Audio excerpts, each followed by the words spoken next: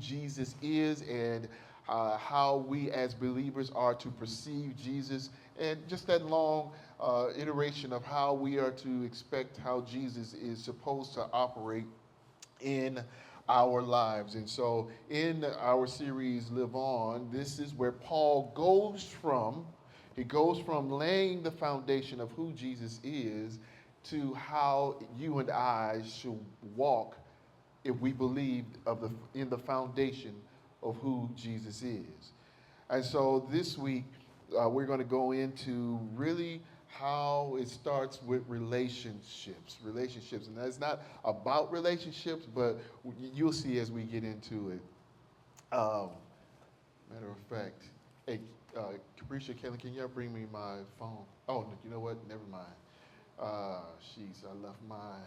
This is what we'll do. No, here we go. We'll just do it this way. Turn to Colossians 3. Colossians 3.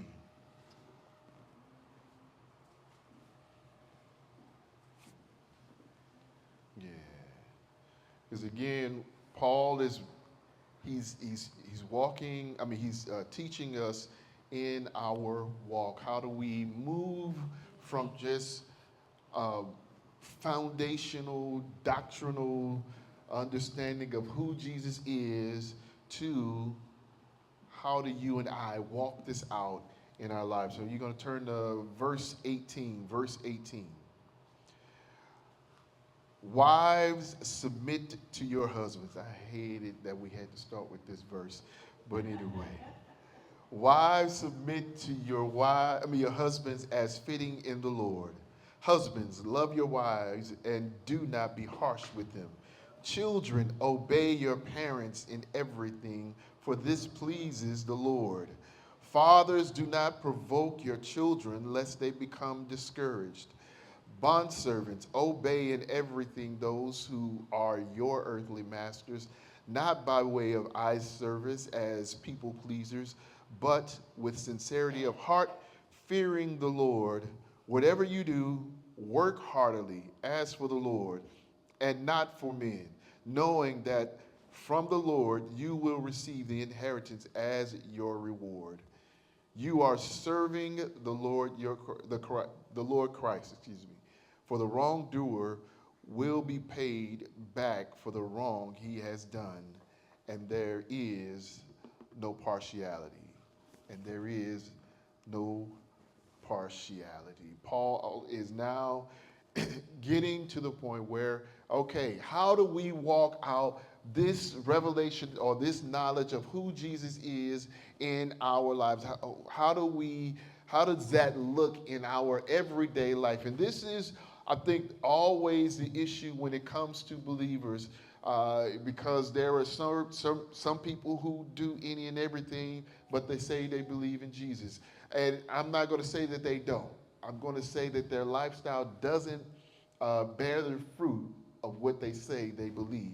And as believers, when we're dealing with other people, we are, especially when we're dealing with other Christians, we are looking for the fruit that they bear. We're looking for the fruit that they bear. When they don't bear fruit, we should be cautious. If they're not bearing the fruit of the Spirit, we should be cautious because we're not sure on where their foundation sits. And this is a case of us coming to a level of understanding of what Christ means to us, of what Christ means to us. And so he starts off in the home, and he starts off with the wives. I was going to make a joke, but I'm going to keep it to myself. I'm not trying to start any infighting.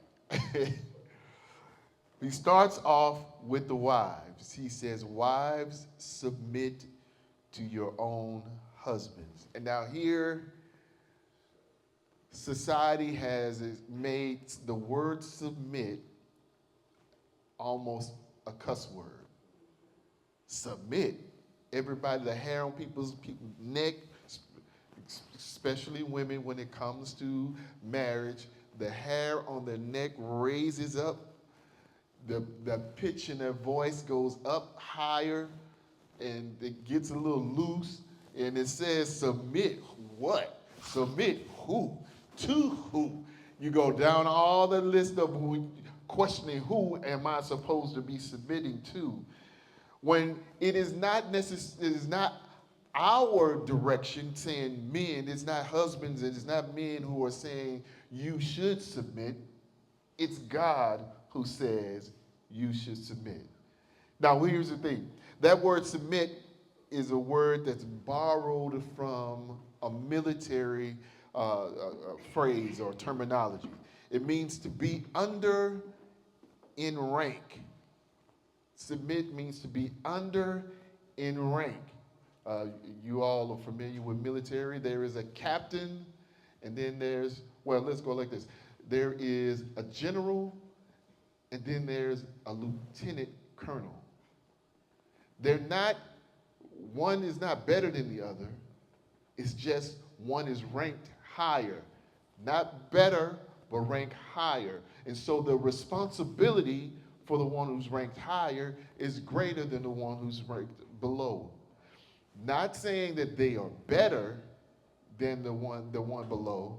It is just saying that they are ranked. So when the admiral comes in on a action that takes place, he's not going to the lieutenant colonel. He's going to the general, because the general has the responsibility to make things take place that came from the admiral.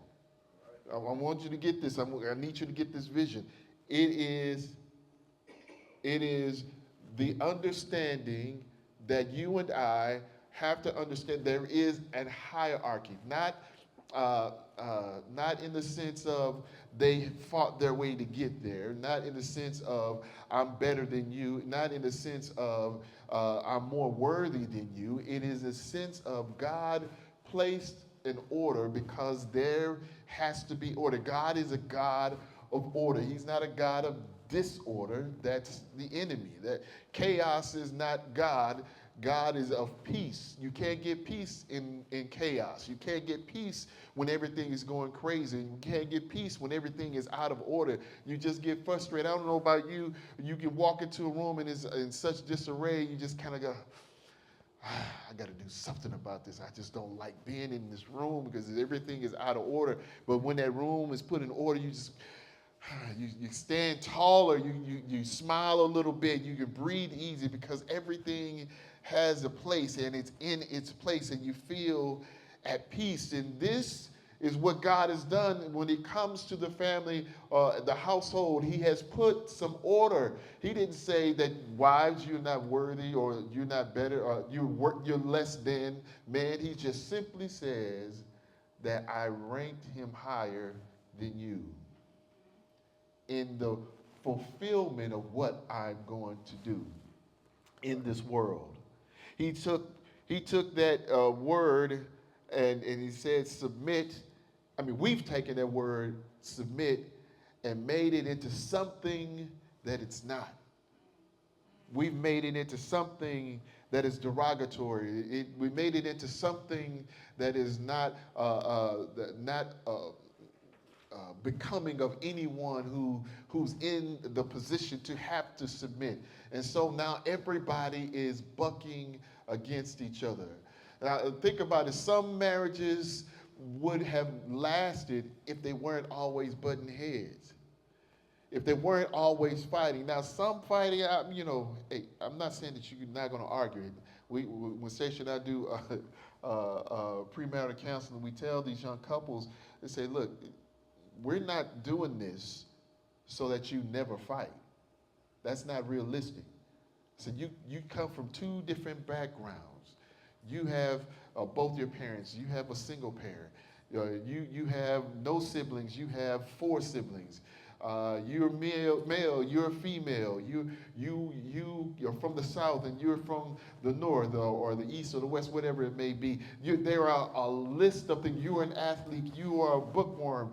There are a lot of things that are different about each other, that you're going to see things differently. And so, yeah, you're going to fight sometimes. You're going to have an argument sometime or a debate or a heated debate I forgot the Christian term for, how say it again? Yeah, heated disagreement, yes. But you're going to have those in your marriage normally, in any relationship. But the point is that those arguments shouldn't be there because wives didn't want to submit to their husband. And wait a minute, let me take that back. Let me say it this way. That wives are not taking the word submit to mean something more than what it is. And so, because you've taken this word to mean something that it's not, you want to fight all the time. Now, those, wives or ladies, don't worry. We're going to get to the men. Just relax. This is a word that has been used in a wrong way, and it has been used in a sense because this next part of that same sentence, as is fitting to the Lord. So some can take it from a male perspective. We can take it and see this is the way the Lord wants it. You need to submit to everything I say. That's not what that means. That's not what it means. That's not what it means. From a female, from the wife's perspective, it can be, I will submit as long as he's following the Lord. Now, yes and no. And why I say the no is because a lot of times we go from this slippery slope to, yes, this is what the scripture teaches us, I'm going to follow or submit. And it slips into, I don't like the idea, so I'm not going to submit. Then it slips to, that don't even make sense, so I'm not going to follow it. Then it slips to, I don't even like you today, so I'm not even going to listen to you. It goes into an arena. It goes outside of as fitting to the Lord. That when he says as fitting to the Lord has nothing to do with our opinion. This is the key thing that we have to understand. When he says, wives, submit to your own husbands as fitting to the Lord, it is not talking about you being subject to whoever your husband is in every thing and doing it, and he is the one who, whatever he says, everything goes. No, God never asked wives to submit to their husbands blindly. That's not what he's telling them. What Paul is writing here is that we understand that we are in an order of hierarchy, and that God set the husband at the head of the family. He said it. We didn't set it. We didn't make this choice. God said it. But here is the thing. What comes with that, being God putting us at the head, he goes on and he says, husband, love your wives and do not be bitter toward them. See, I'm getting to the men now. Wives, submit to your husbands, yes. But men, husbands, love your wives and do not be bitter toward them. See, when we talk about the love, it is not an emotion that he's talking about right here. Paul is not talking about, oh, be lovey-dovey with her. He's not saying, oh, you just got to show her love. No, love is an action. Love is a choice. Love is a decision. And love is to put your wife above yourself. What does that mean? What does that mean? You don't always want to get your way. You want to do what's best for all. For you and your wife. You want to do what is best for the family, not just you. And unfortunately, this is what we see in the world today. And the unfortunate thing is that they've been dealing with it since the beginning of the church, that they've been dealing with husbands and wives, dealing with each other in an improper way. And especially at the early church, they were dealing with each other or some introductions, because you got to remember, at this time, Paul is addressing the Gnostics and the Judaizers and the mysticists. All of these people who were trying to introduce a different way of thinking that was opposing what God said who Jesus is. And he was going through and he's sharing all of this and he's telling them, hey, no, wives, you submit to your own husband. Not anybody else's husband, but your own husband. Husband, love your wives. Do not be bitter toward them. Husbands, care for your wives. Husbands, treat your wife as a weaker vessel, meaning not weakling, but treat them as a weaker vessel, meaning that they are delicate, that they are fragile, that you care for them. When you have something fragile, you handle it with care, right? You don't just manhandle it and just swinging it around. You just pick it up, you just yank it up. No, you handle it with care. And we hold on to that mentality. If we hold on to that mentality, it brings about two things. It brings about the fruit that you and I should be bearing as children of God, as followers of Christ. When we're reacting in that way, we're bearing fruit of the Spirit. When the wives are submitting to their husbands in rank, when husbands are loving their wives, we're bearing the fruit that God has always chosen us to do. Think about this if we put it in the perspective of the Trinity. There is an order. They are the Godhead, God the Father, God the Son, God the Holy Spirit. But there is an order. God the Father, then God the Son, and then God the Holy Spirit. And in those three, Jesus, when he walked on earth, he says, I only do what I see my Father do. I didn't lose. I follow the word of my Father. I am led by my Father. He is hearing God the Father give him direction. He's not less than God. He's equal to God, but he is submitted to the Father. He took that mentality, and that is a picture that you and I should take, right? That we are not greater as husbands. We're equal. We're equal. It's amazing to me to be in a marriage and to think that I'm better or greater than my wife. Right? This goes, it goes beyond understanding to feel, not to feel, but to think in that manner. Anytime when you get into that point of thinking that way, it becomes pride, it becomes selfishness, and then all of a sudden you start to reign in your home as a dictator. Everything must go your way, my way or the highway. Everything has to be done as the way I said it. It should be, everything should go the way as the Lord leads you. So that means that husbands should be seeking God, not following the leading of their wives in spiritual things, but they are seeking God. This doesn't mean you have to do it the same way your wives. You all see the difference between me and Stacia.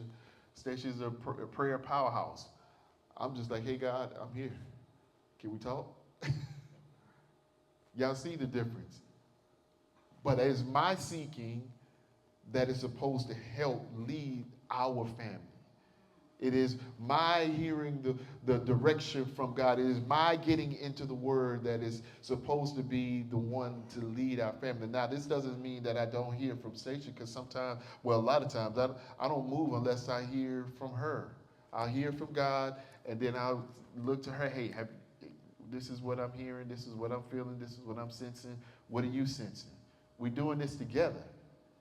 And if I disagree, it is more of, not necessarily I disagree, it is more, I'm very confident what I believe God was saying to me. And I said,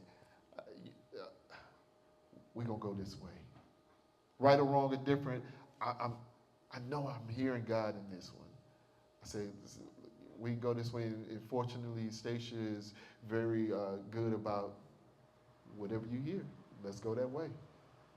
Now, I don't like that sometimes, because I'm like, man, I'm really, I need to know you heard it too. So I need to be sure. I don't want to be alone in this one. But a lot of times, Stacia, for the sake of this message, she submits to that directing. And it is never a case of I'm better than it or it's my way or the highway. It is us. It is ours. It is we. We are two that have become one. And so therefore, her ideas, her opinions are still valuable to me because it may be a case of me not seeing it from all perspectives. Because God doesn't speak to us as you hear my voice. I believe God speaks to us in impressions, and sometimes it feels like a voice. It feels like I just heard God speak. And so sometimes, so in those moments when I don't feel like I'm getting an impression or I don't feel like I'm hearing from God, I just need to hear a different perspective. And Seisha's perspective is what gives me some clarity. Like, yeah, okay, I did hear from God. This is the way we'll go. And so the whole, my whole point here is that we are should be treated as one. Now that submission, I want to get you to get this clear to you. That submission is not, it does not expand into other areas of our lives. Like what I mean by political or in the business world. No, I'm not. She's not supposed to submit to me in those areas. We're talking about as far as our home and our spiritual direction. That is my position to lead. That is my role to lead. And so he goes on and he keeps uh, tr- showing them and he's helping them to get this understanding. And I think when we hear everything about these two subjects of wives submit to your husbands as it is fitting to the Lord, and husband love your wives. It is always a challenge for those two areas of our life. And there becomes the issue of how our children are going to be raised, where our children are going, what are our children going to see? He goes on into verse 20, says, children, obey your parents in all things, for this is well pleasing in the Lord. He is telling them that they should, that our children should be in the minds of the parents, but the children should be under the authority of their parents. Now, we're not talking about when they are adults and they're grown and gone, because there are some parents that the children is grown and gone, live in another state, and they're trying to control their lives in another state. No, we're talking about when they are little young kids growing up in your home. Now, even if as adults, if they're still living in your house, then they still have to abide by your rules. But even still, when it comes to obeying the children obeying their parents, it is something that is where they're supposed to learn how to take orders, how to take direction, how to be in hierarchy, because that hierarchy that they learned from mom and dad and children, they take when they go and start their own families. They understand that there is an order. They understand that there is positions that we all play, that we all have, and it is always a mindset of being in a team. There is a perspective that you and I should have when it comes to walking out our faith, that our faith is not meant to be done alone, that our faith is not meant to be us in the solitude that when life hits us and things go wrong, we want to be by ourselves and hide in a room and people are calling to check on you. You don't want nobody to check on you. You don't want to hear from anyone. You just want to be alone in solitude. And I get it. I get it. Because, sometimes people say just the wrong thing at the wrong time instead of just being there. Sometimes the loudest thing you can say, the most encouraging thing you can say is just be present. Not, I'm sorry for your loss. Not uh, when my mom passed, I did this. I didn't ask you that. Matter of fact, why are you over here? Get away from me. I mean, I know what you're trying to be nice, but get away from me. You're about to make me mad. We sometimes it's just be quiet.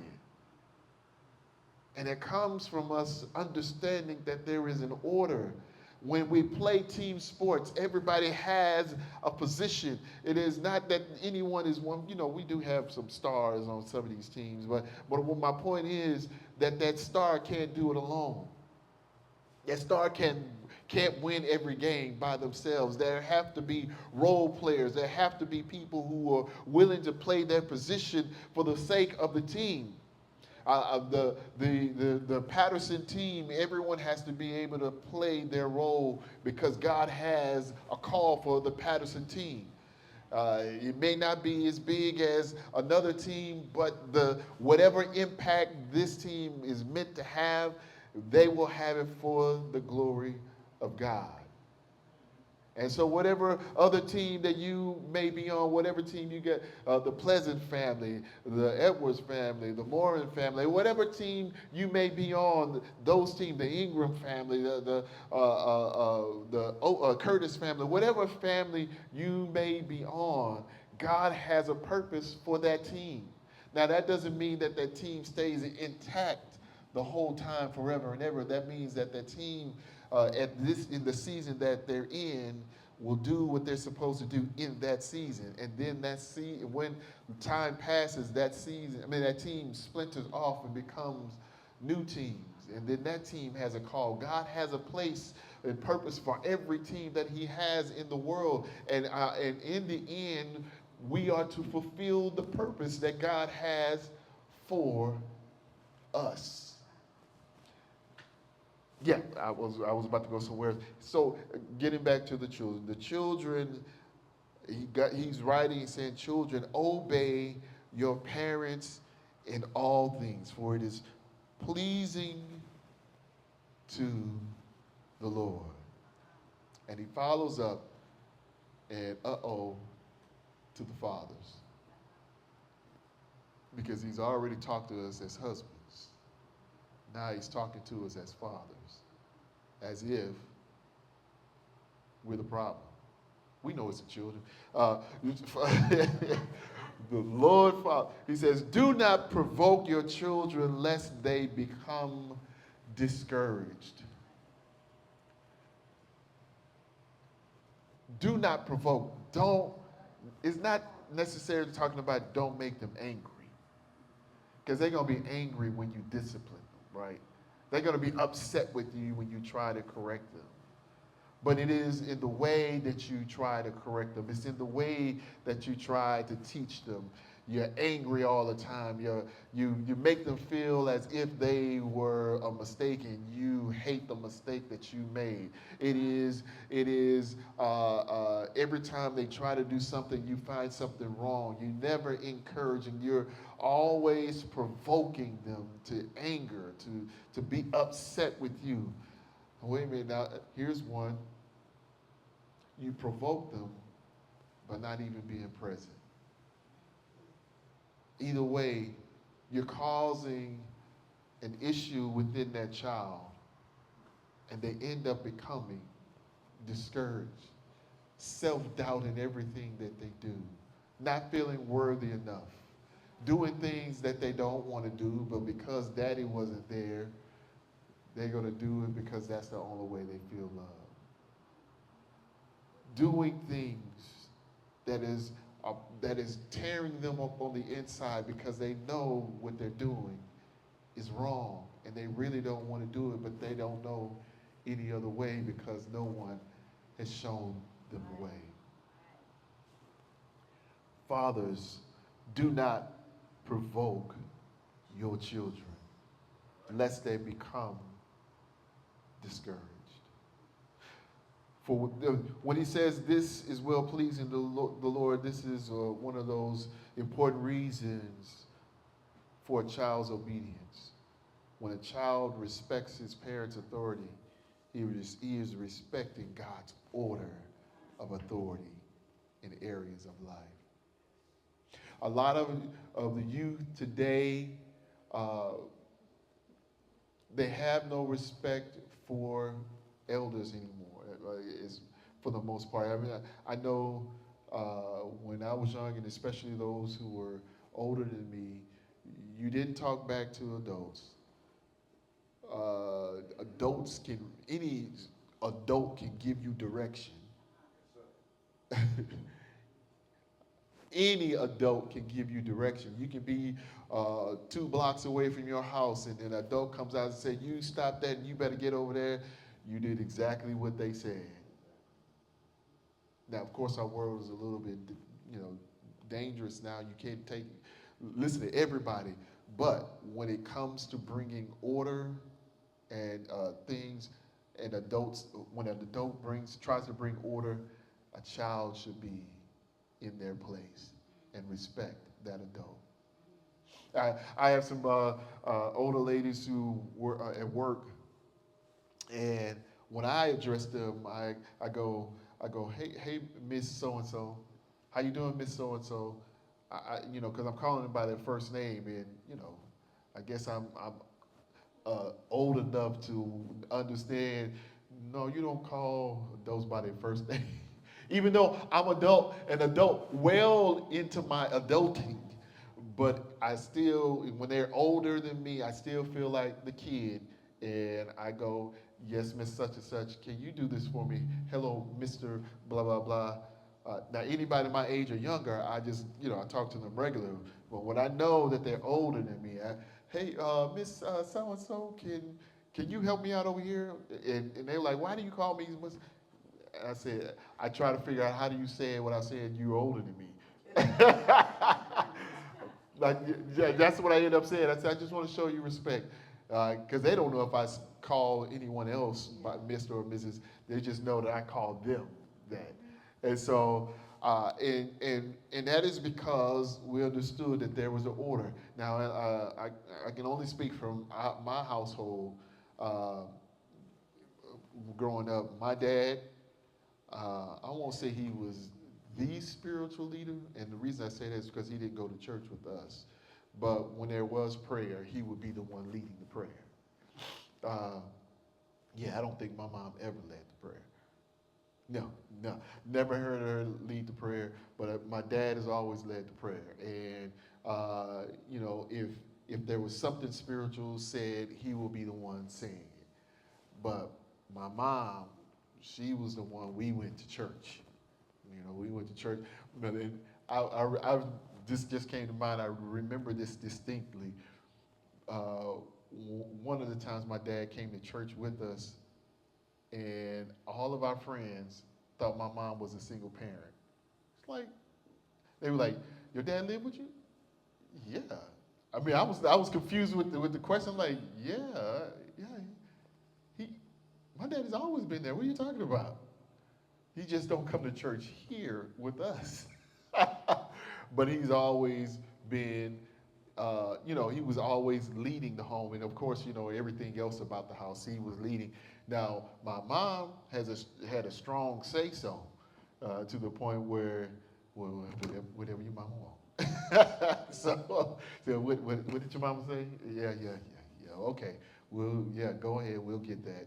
Or as we got older, we would hear, "I don't know why your mama doing that." So, but whatever she wants, let's get it. And that's how it really ran. Daddy made sure everything was there, and but he was, in our eyes, the lead of our home. Did we always agree with him? No. Did we always want to do it his way? No. But he was the head, and so we followed through it. More times than not, it went right. You know, it was so much instilled in me, even when my parents came to Kansas City, when we lived in Kansas City, and my dad, and even in our house here in Houston, when they would come out to our house, and when he'd come, he would sit at the table.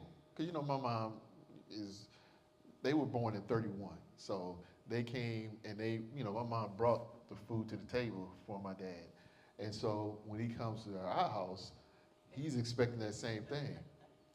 Well, he ain't doing that.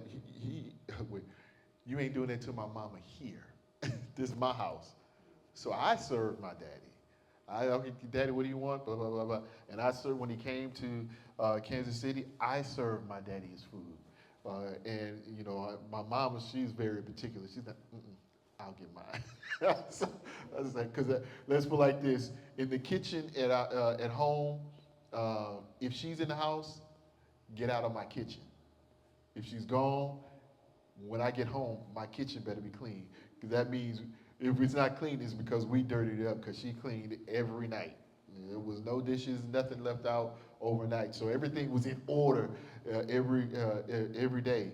And so it was like, get out of my kitchen. So even like my cousins would come over, they knew, don't go in the kitchen. One of my cousins, he said, I remember going over to your house, and I went into the kitchen, and I felt this beam hit me on the side of my head, and I looked up and across the room, and you know, they call my mom Aunt Fesseray, and said, Aunt Fesseray was just looking at me. She didn't smile, she didn't blink, she just looking at me. And he knew, get out of her kitchen. He just backed on out and got out the kitchen. But there was order. The children obeyed their parents. We, the children, obeyed our parents, our parents, my oldest sister, brother, and me and my twin brother. Whatever mom and daddy had, whatever order they established, we followed it. My older brother, you know, he tried to do his own thing, and he just deserts. He got the consequences of his decision. Let's put it that way. He got the consequences of his decision, and he did not follow the order, and therefore the order caught up with him. The lack of order caught up with him. And so he goes on, and he's not only talking about the wives to the husband, and the husbands to the wives, and the children to the parents, and the father to the children, but then he goes on to the servants. He said, bondservants, obey in all things your masters according to the flesh, not with eye service as men pleasers, but in sincerity of heart, fearing God. And whatever you do, do it heartily as to the Lord and not to men, knowing that from the Lord you will receive the reward of the inheritance. Essentially, what he is now dealing with is, in their day, slavery was still a part of the culture. As a matter of fact, I believe there were more slaves in Colossae than there were free people. But here's the word they use, bond servants. That's different from the slavery that you and I are have knowledge of. But bond servant means two things. One, they are in debt and they're having to pay off their debt. The other is that both of them are still related to debt. Let's put it that way. Both of them are still related. I can't think what the other one was called. But they are to pay off. There is an end to their servitude. Whereas the slavery, we understood that there was no true end until the laws were changed.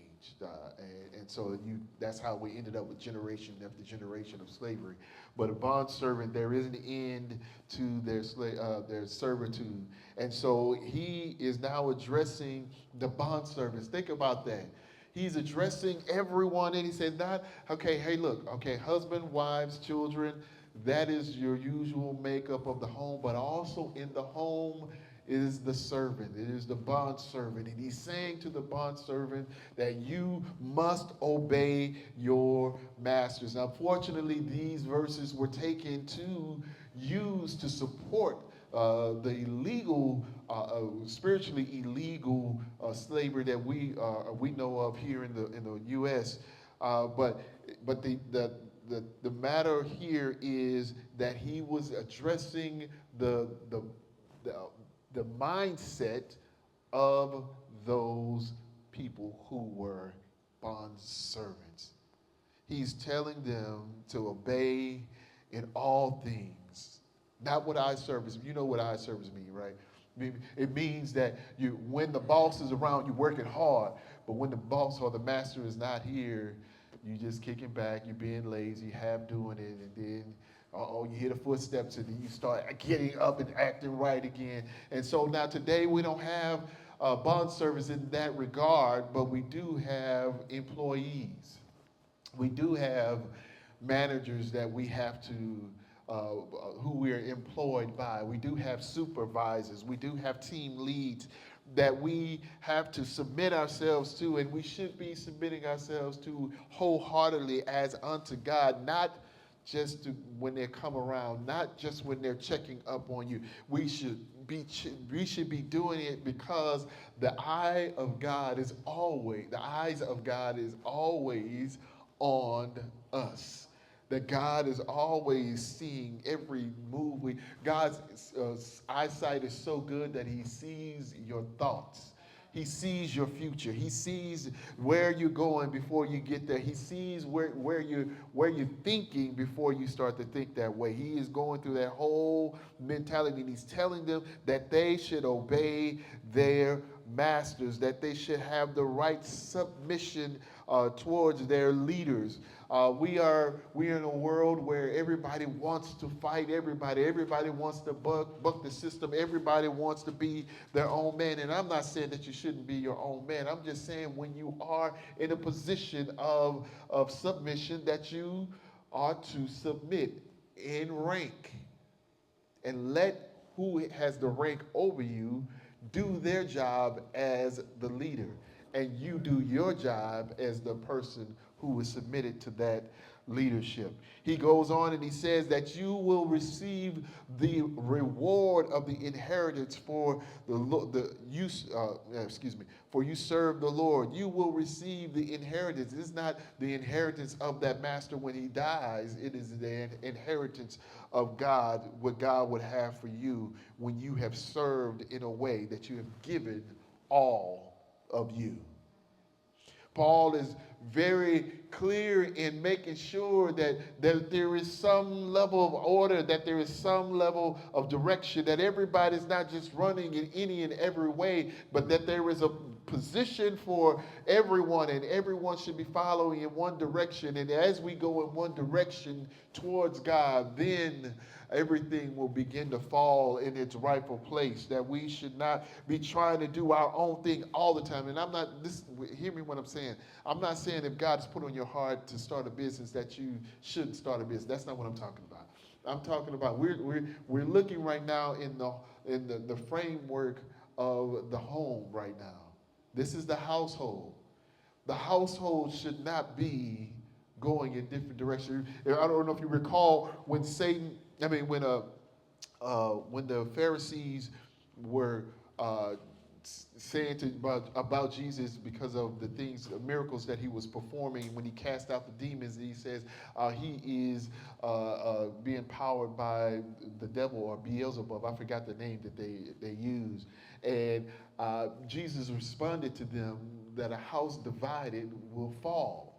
That is the idea that you and I should take, that if a house is divided, it's never going to be successful. If a house is divided, it's going to fall apart. If a house is divided, that there is no way that it's going to grow, that there is no way that it's going to flourish. That's in your house, that's in your business, that's in your work, wherever you go. A house divided is never going to stand.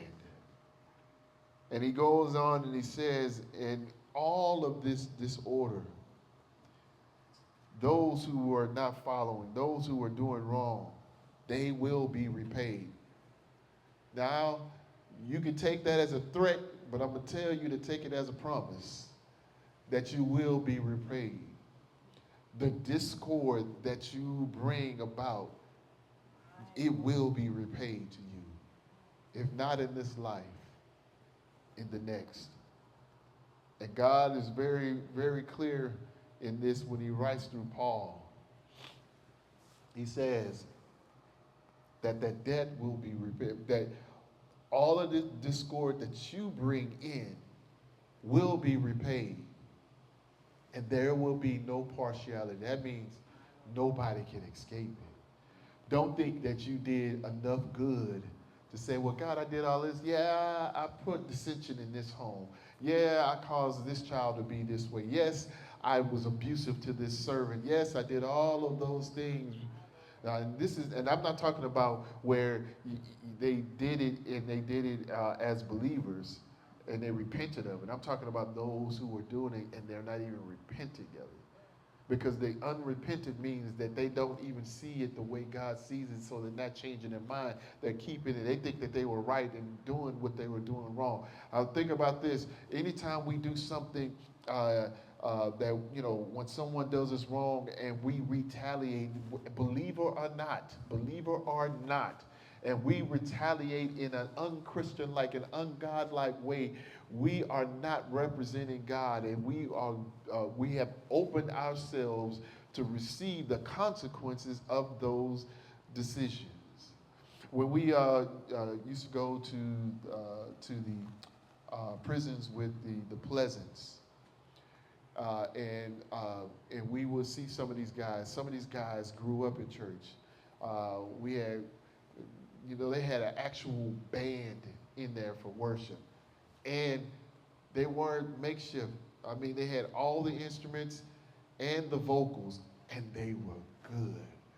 They weren't just, hey, yeah, I want to do it. No, these guys were good. And they all were there at a church service. It's not because they didn't believe in God. It's because they began to retaliate or begin acting in a way that brought chaos, discord into not only their lives, but into their families' lives.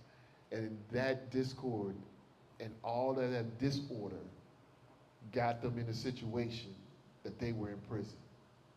It is not necessarily, this, I want you to get this, it's not God judging them and this is the response to that judgment.